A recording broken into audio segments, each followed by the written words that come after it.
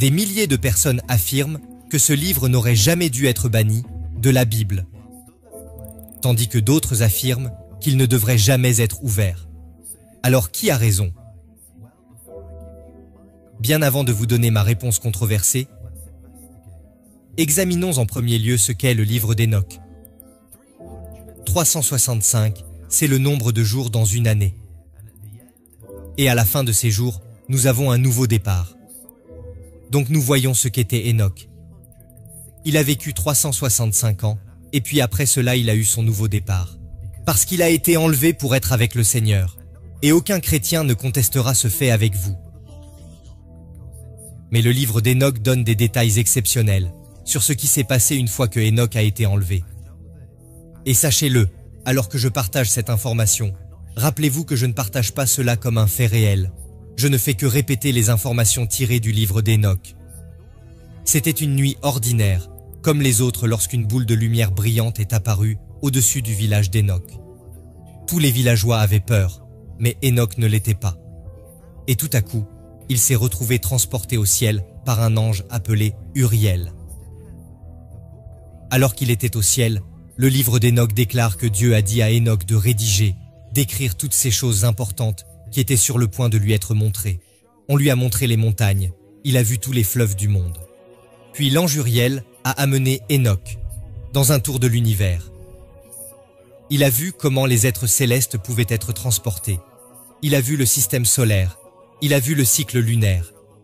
Il a vu que la durée du cycle orbital de la Terre est de 365 jours. Et c'est la raison pour laquelle beaucoup de gens croient que le livre d'Enoch doit avoir un certain poids. Car la plupart de ces découvertes scientifiques n'avaient pas encore été faites, lorsque le livre a été écrit en 300 avant notre ère. Mais bon, maintenant, vous ne devez pas oublier qu'il y a en fait deux énormes incohérences dans le livre d'Enoch qui pourraient en fait contredire la Bible. Et avant de vous révéler ces deux choses, premièrement, regardons pourquoi ce livre est vraiment célèbre. Dans le premier livre de la Bible, la Genèse, nous lisons ceci. Les géants étaient sur la terre en ces temps-là. Il en fut de même après que les fils de Dieu furent venus vers les filles des hommes et qu'elles leur eurent donné des enfants. Ce sont ces héros qui furent fameux dans l'Antiquité.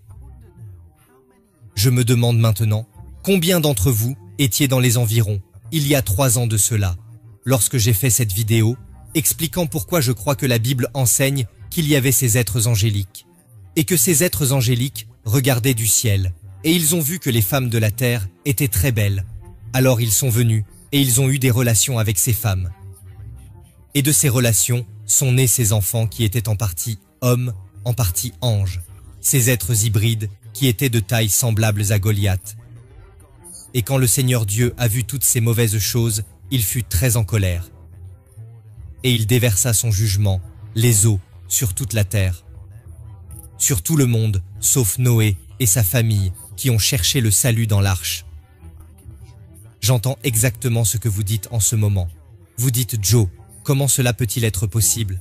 Jésus-Christ lui-même n'a-t-il pas dit qu'au ciel nous serons comme les anges et que nous ne serons pas donnés en mariage? Vous avez raison, Christ a dit cela. Et un jour, dans un avenir pas si lointain, mon plan est de plonger en profondeur sur le sujet des géants. Donc si vous voulez voir cette vidéo dans quelques semaines, assurez-vous de vous abonner. Mais maintenant, regardez ça. Parce que le livre d'Enoch offre un récit très détaillé de l'origine des géants. Et je veux vous entendre, je veux que vous écoutez ce récit, et que vous me dites si vous pensez que c'est exact ou non. Selon le livre d'Enoch, Dieu a mis sur la terre certains anges pour la surveiller et s'en occuper. Certains de ces anges étaient bons, mais d'autres étaient mauvais. Et tout comme le récit biblique, certains de ces mauvais anges, ces êtres célestes, furent attirés par les femmes de la terre. Et ainsi ces anges sont allés sur terre, et ils ont corrompu l'ADN de l'humanité. En fait, le livre d'Enoch élève la barre. Il dit que la raison pour laquelle ces anges étaient attirés par les femmes, c'est parce qu'elles avaient des cheveux flottants. Certaines personnes prennent ce détail et croient que Paul y faisait allusion lorsqu'il a demandé aux femmes de se couvrir les cheveux lorsqu'elles prient. Personnellement, je trouve cela très discutable. Mais voici la grande différence. Dans le livre d'Enoch, on nous dit que les anges avaient un chef. Ils avaient un boss et il s'appelait Samyaza. Et c'était un type plutôt mince. Il dit « J'ai vraiment peur que vous reveniez de ce que nous avons convenu de faire et que je serai le seul ange à avoir des ennuis avec Dieu. Alors concluons un accord. Prêtons tous serment que nous ferons cela. » Avec ces paroles persuasives, il a convaincu 199 anges de tomber du ciel et de le rencontrer sur le mont Hermon. Et c'est là qu'ils ont commencé à chercher leur cible pour créer le chaos sur la terre. Que vous passe-t-il par la tête alors que je vous le dis? Ici, nous avons ces êtres angéliques qui sont tombés du ciel. Ils ont vu que les femmes étaient belles. Ils sont allés vers elles, et à partir de ces relations, ces femmes ont donné naissance à ces créatures hybrides, ressemblant à des Goliaths. Et puis, tout à coup, nous avons maintenant des clans de géants partout sur Terre qui répandent le mal. Je me demande à quoi vous pensez en ce moment. Eh bien, ça devient encore plus fou. Un de ces mauvais anges s'appelait Azazel, et c'est lui qui a appris aux gens comment façonner les métaux de la terre. Il leur a appris à créer des armures, des boucliers et des épées. Et ceux qui croient au livre d'Enoch affirment que Azazel est la raison pour laquelle nous nous battons entre les pays aujourd'hui. Parce que c'est lui qui nous a appris à haïr. C'est lui qui nous a appris à créer ces technologies avancées et à faire ces choses l'un à l'autre. Souvenez-vous donc de ce nom, Azazel, parce que nous y reviendrons un peu plus tard. Vous ai-je dit que j'allais vous montrer les deux erreurs bibliques que le livre d'Enoch enseigne? Ce n'est pas encore le moment pour ça maintenant. Mais il y en a une troisième sur laquelle je voudrais attirer votre attention. D'où est-ce qu'en tant que chrétiens, croyons-nous que le péché est venu? Nous croyons qu'Adam et Ève, lorsqu'ils ont mangé du fruit de l'arbre de la connaissance du bien et du mal, lorsque notre premier père Adam a péché. C'est pourquoi vous et moi péchons. C'est pourquoi vous et moi faisons le mal maintenant. Mais le livre d'Enoch n'enseigne pas cela. Le livre d'Enoch dit vraiment que le péché a été appris par ces anges déchus. Avec Azazel, il y avait un autre ange appelé Semjaza. Et c'est lui, selon le livre d'Enoch, qui a enseigné aux habitants de la terre comment faire de la magie. Puis nous avons les anges Kokabiel, Ézéchiel, Arakil, Shamsil et Sariel. Et ceux-ci ont tous enseigné les signes de la terre, le soleil, la lune, les nuages. Et encore une fois, selon le livre d'Enoch, pas selon la Bible, apparemment, Dieu aurait dit à ses anges que vous ne devez jamais partager cette connaissance, c'est interdit. Mais ces êtres angéliques ont ignoré les conseils ou les commandements de Dieu. Et encore une fois, ce n'est que selon le livre d'Enoch, les anges déchus ont réussi. La terre était maintenant peuplée de géants, et ces géants faisaient des choses impensables. Ils ont créé un gâchis total dans la création de Dieu. Et en plus de cela, les anges déchus avaient également atteint leurs objectifs en enseignant l'idolâtrie aux hommes et aux femmes. Parce que maintenant les humains de la terre faisaient également des choses indescriptibles. Ils copiaient ces êtres angéliques, ce qui signifie que tout ce qui est mal qui leur venait à l'esprit qu'ils voulaient faire, ils le faisaient. Alors voici ma question pour vous. Alors que vous recevez tout cela dans votre esprit, pensez-vous que le livre d'Enoch devrait être évité ou bien être honoré? Nous allons en parler très bientôt. Dans notre histoire, nous rencontrons ensuite une poignée d'hommes et de femmes qui ont été brisés par ce que ces géants avaient fait. Ils avaient peur d'eux, ils n'aimaient pas les êtres angéliques. Et qu'ont-ils donc fait? Ils ont crié au seul qui pouvait les aider. Ils ont crié à Dieu. Et le livre d'Enoch dit que le Seigneur Dieu a répondu à leurs cris. Ce texte ancien continue ensuite en disant que Dieu a appelé 4 de ses archanges et les a appelés à agir immédiatement. Premièrement, il a envoyé l'ange Uriel pour aller avertir Noé de construire une arche. Pourquoi? Parce que Dieu était sur le point d'inonder toute la terre, de laver tout ce péché.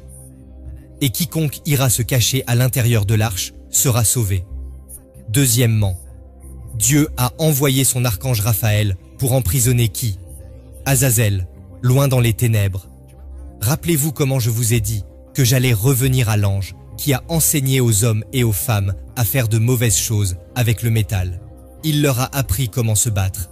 Le livre d'Enoch dit que Raphaël liera Azazel les mains et pieds pour le jeter dans un désert appelé Dudaël. Il est dit que lorsqu'il sera jeté dans ce désert, il sera couvert de l'obscurité totale afin que son visage ne voie plus jamais la lumière. Voici maintenant une théorie intéressante selon laquelle les gens qui croient au livre d'Enoch proposent. Ils disent que parce qu'Azazel était l'ange qui enseignait aux hommes et aux femmes comment se battre, et parce qu'il est dit que Dudaël est situé à l'est de Jérusalem, il y a un fleuve qui se trouve également dans cette zone. Comment ce fleuve est appelé? L'Euphrate. Et nous savons que lorsque le fleuve Euphrate va s'assécher, il y a 4 anges déchus qui sont liés au fond de l'Euphrate. Et quand il va s'assécher, ces anges seront libérés. Mais ce n'est pas tout. Lorsque ce fleuve va finalement s'assécher, 200 millions de personnes commenceront à marcher pour se battre dans une grande confrontation à Megiddo. Donc la théorie avancée par ceux qui croient au livre d'Enoch est la suivante. Si Azazel est l'ange qui a enseigné aux hommes et aux femmes à se battre, serait-il possible qu'il puisse être l'un des 4 anges déchus attendant que le fleuve Euphrate s'assèche? Ce n'est qu'une théorie, mais cela vaut la peine de le mentionner à ce stade de la vidéo. Troisièmement, le livre d'Enoch déclare que Dieu a ensuite envoyé son archange Gabriel pour, si vous le voulez, supprimer tous les géants et tous leurs fils de la face de la terre. Et quatrièmement, il est dit que Dieu a envoyé l'archange Michel pour s'occuper du patron, le roi de ces anges déchus. Vous souvenez-vous de son nom, Shemaza? Et lui aussi a été enfermé dans un endroit décrit comme étant d'une obscurité totale. Les gars, puis-je simplement être un peu transparent avec vous? Je suis littéralement sur le point de vous dire si nous devrions éviter le livre d'Enoch ou si nous devions l'honorer et le lire. Mais je veux juste dire ceci. Ce qui rend cela si déroutant, et nous y reviendrons plus en détail, c'est qu'il y a de la vérité dans le livre d'Enoch. Mais il y a aussi beaucoup de choses qui ne sont pas dans la Bible. Et en ce moment, nous avons vu quelque chose qui est très similaire à ce dont parle l'Écriture. Dans Apocalypse 9, on parle de l'abîme, et à l'intérieur de l'abîme se trouvent des êtres surnaturels. Et je crois personnellement qu'à mesure que la terre se termine dans les derniers temps, comme le dit Apocalypse 9, l'abîme s'ouvrira. Et ces méchants êtres surnaturels maléfiques seront libérés sur terre. Et les gens qui sont encore en vie verront des choses impensables, des choses auxquelles il ne vaut même pas la peine d'y penser en ce moment. Ok, la première énorme erreur est que le livre d'Enoch affirme que vous pouvez prier Enoch lui-même. Noé dans le livre d'Enoch est décrit comme ayant une apparence presque angélique, car lors de sa naissance, ses cheveux étaient aussi blancs que la laine et sa peau brillait comme le soleil. Et inhabituellement, ce livre affirme que Noé pouvait parler parfaitement, même s'il n'était qu'un nouveau-né. S'il vous plaît que tout le monde prête attention, parce que je veux vraiment insister à nouveau sur ce point vital. Le problème avec le livre d'Enoch est qu'il prend des vérités bibliques et ensuite les mélange avec ce qui semble être une fiction totale absolue. Par exemple, nous savons par les Écritures que le père de Noé s'appelait Mathusalem, c'est un fait biblique. Nous savons que le père de Mathusalem s'appelait Enoch, donc en d'autres termes, le grand-père de Noé était Enoch. Cela se trouve dans les Écritures. Mais que fait le livre d'Enoch? Il le transforme en erreur. Écoutez, le livre d'Enoch dit que Mathusalem, parce qu'il a regardé à l'apparence de Noé, et qu'il était tellement perplexe quant à la façon dont c'était inhabituel. Il a alors décidé de prier son père Enoch au paradis.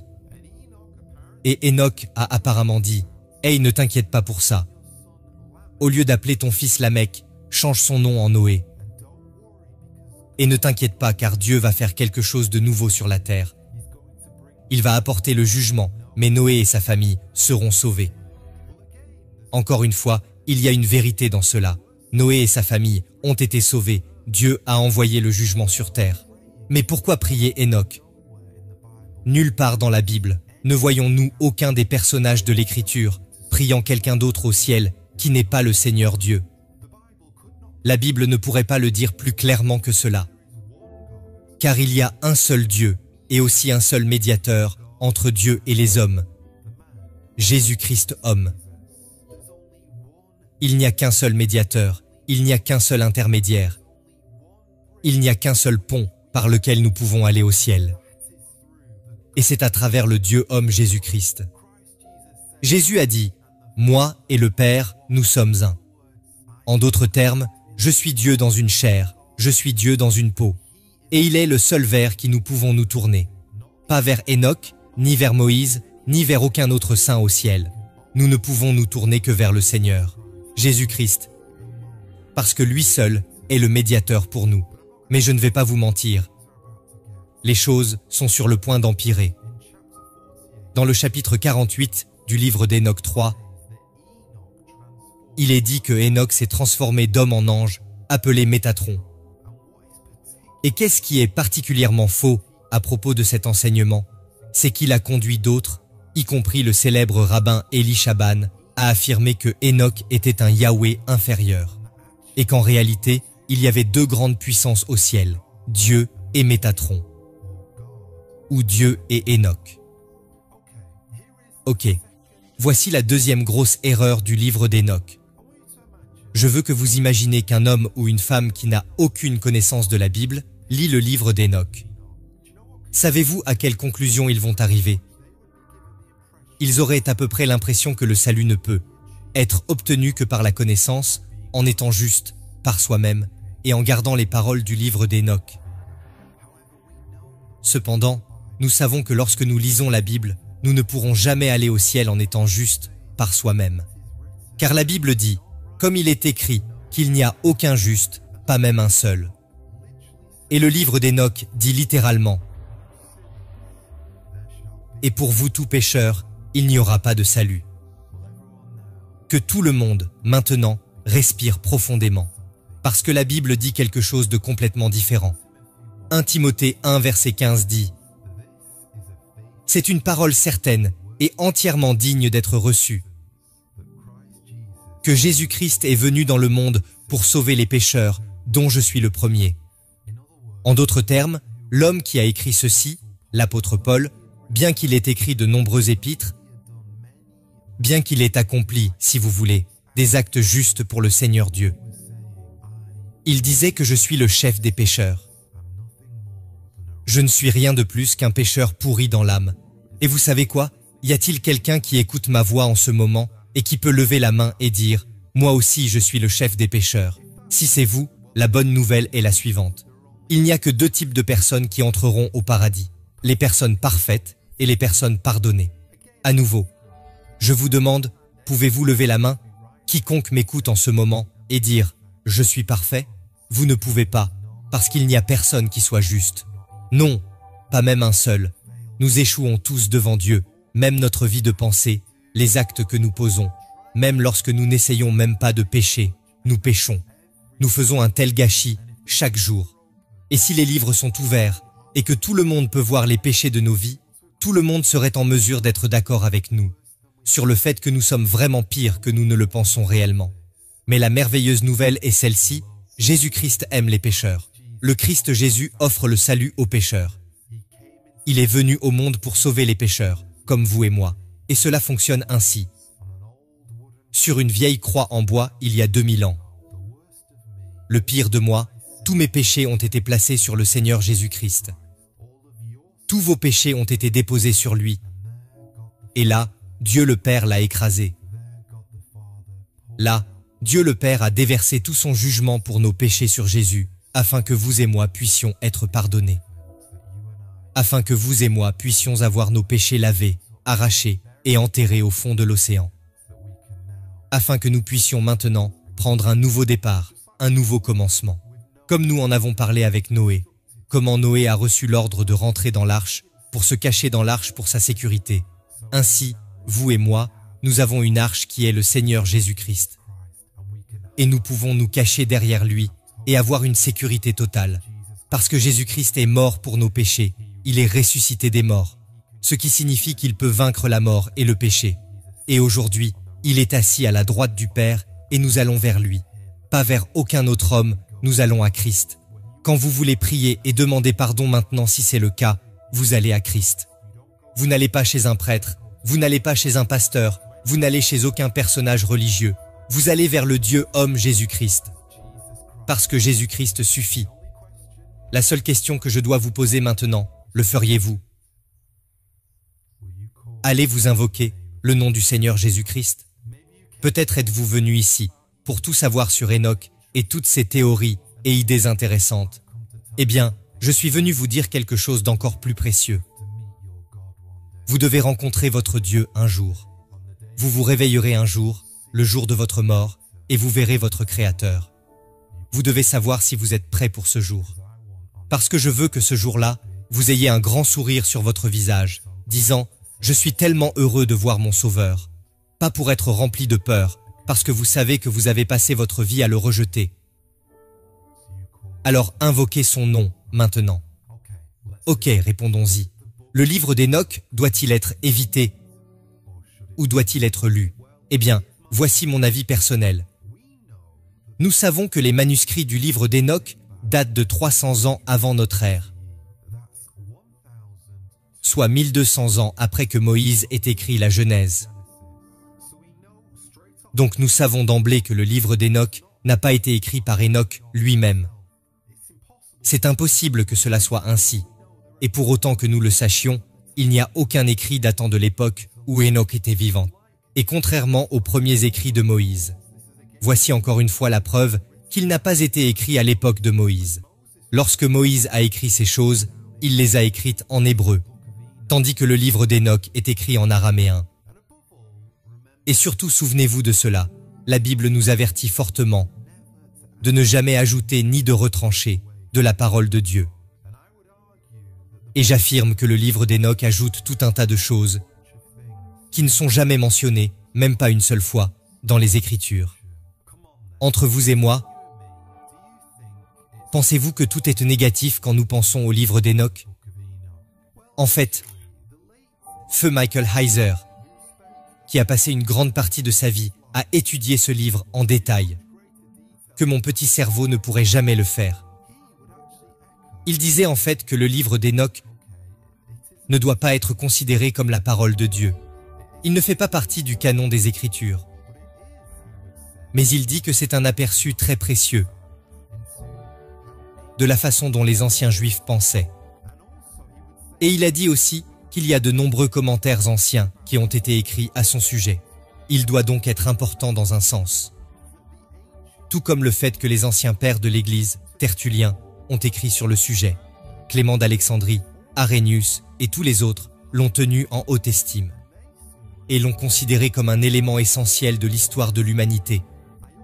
Je m'attendais à ce que certains d'entre vous, pendant que je parlais, disent « Joe, n'oublie pas ceci. Jude n'a-t-il pas cité le livre d'Enoch?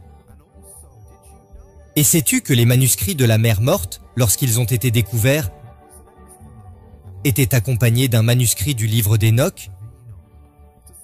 Cela ne lui donne-t-il pas de la crédibilité? En fait, je crois que cela lui donne de la crédibilité. Et comme je l'ai dit, je crois qu'il y a des éléments de vérité dans le livre d'Enoch. Et qu'il y a de l'histoire là-dedans que l'on peut glaner. Mais vraiment, qu'est-ce que je pourrais dire du fond de mon cœur si un jeune croyant s'approchait de moi et me demandait « Joe, est-ce que je devrais lire le livre d'Enoch? Que lui dirais-je » Je lui dirais probablement de faire très attention. La raison pour laquelle je dis cela, c'est que je crois vraiment que le Seigneur Dieu est bon. Je crois vraiment que Dieu se soucie de ses enfants. Et quand la Bible a été écrite, pensez-vous que Dieu se trouvait sur un nuage lointain et qu'il a laissé les hommes faire tout ce qu'ils avaient à faire? Ou pensez-vous qu'il a guidé leur esprit et qu'il l'a rassemblé pour nous donner les informations exactes dont nous avons besoin, en sachant que ce livre serait un best-seller, que ce livre se répandrait sur toute la terre? Pensez-vous qu'il nous permettrait de manquer certaines informations clés? Je ne le crois pas personnellement. Ce n'est pas le Dieu auquel je crois. qui permet à l'homme d'annuler ses décisions finales. Mais mes amis, écoutez-moi, je veux aussi dire ceci. La Bible que nous avons est profonde, n'est-ce pas? Il y a des mystères dans la Bible, que mon petit cerveau, même si j'avais 10 millions de vies, je ne comprendrai jamais. Et c'est pourquoi je veux passer mon temps à chercher dans les Écritures, pour comprendre ce que je sais être la parole de Dieu, plutôt que de chercher dans un livre qui semble prêcher un évangile complètement différent, bien qu'il puisse contenir des grains de vérité ici et là. Les gars, ouvrez vos Bibles et passez du temps sur les vérités simples et solides, dont nous avons tous besoin dans nos cœurs. Que Jésus-Christ est mort, qu'il est ressuscité des morts, et que la parole de Dieu est vitale et nous enseigne comment être des hommes et des femmes de Dieu. Une dernière chose, il est important de dire, comme je le dis, j'ai l'impression de le dire dans chaque vidéo ces jours-ci. Je ne suis pas un expert, et je lis ce que vous avez à dire. Et si j'ai raté quelque chose dans cette vidéo, ce que j'ai certainement fait, écrivez-le s'il vous plaît dans la section des commentaires, parce que je sais que je me trompe constamment. En fait, la dernière vidéo que j'ai faite portait sur l'âge de la Terre. J'ai lu beaucoup de vos commentaires et j'ai réalisé que j'avais fait quelques erreurs. Et je me suis rendu compte que je m'étais trompé à plusieurs reprises. Et j'ai appris des choses de vous tous qui êtes beaucoup plus intelligents que moi. Si vous voulez voir la vidéo dont je parle, je vous invite à la regarder. Et peut-être que vous pourrez me faire part de vos commentaires. Et si vous ne vous êtes pas encore abonné et que vous avez trouvé cette vidéo utile, n'hésitez pas à vous abonner. Nous serions ravis de vous revoir. Merci d'avoir regardé.